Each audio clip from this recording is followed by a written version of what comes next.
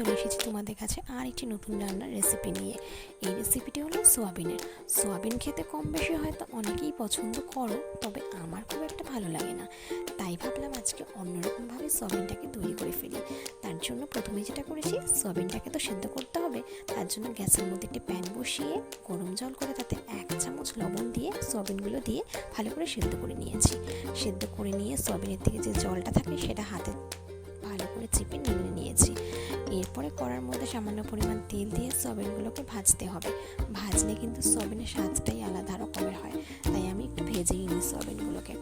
ভেজে নামিয়ে রেখেছি।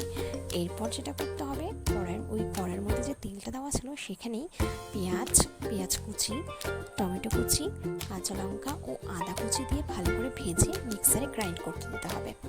নেক্সট যেটা করণীয় সেটা হলো সোয়াবিনগুলোকে ম্যারিনেট করতে হবে। তার জন্য দরকার সামান্য পরিমাণ রসুন বাটা, জিরের গুঁড়ো, হলুদ গুঁড়ো, লঙ্কার গুঁড়ো ও লবণ দিয়ে এবং কিছুটা পরিমাণ দইও ফেটে রেখেছিলাম, সেই দইটা দিয়ে ভালো করে ম্যারিনেট করে নিতে হবে।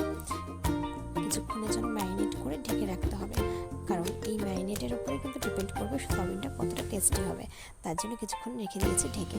এরপরে কড়াইয়ের মধ্যে গোটা গরম মশলা ফোড়ন দিয়ে এরপরে যে মশলাটা তৈরি করে রেখেছিলাম মিক্সিতে, সেটাও দিয়ে দিলাম ওই তেলের মধ্যে।